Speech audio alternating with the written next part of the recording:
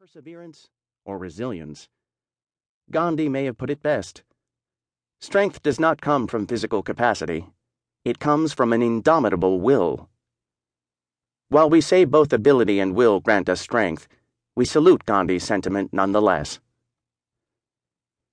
Will is not just something you're born with, but it develops early, and some kids have more than others.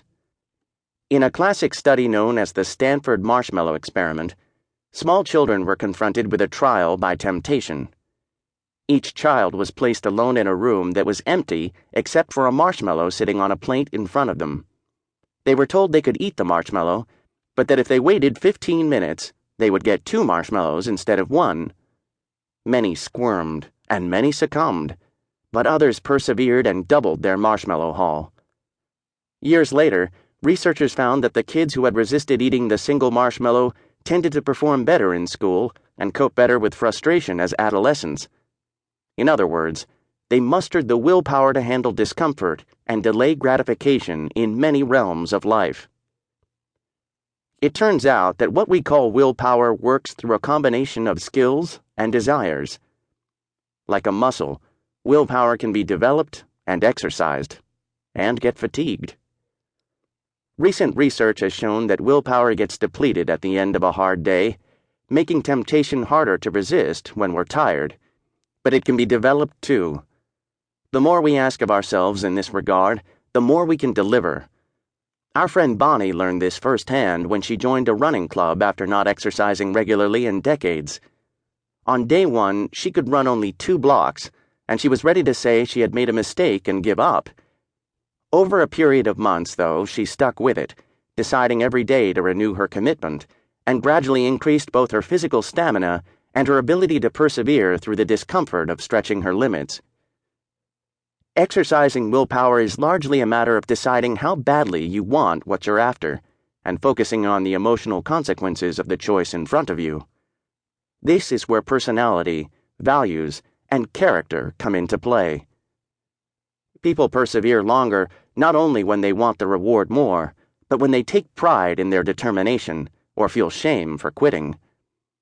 Developing willpower is partly a matter of strengthening those emotional associations, both by enjoying small successes and by learning to tell ourselves better stories.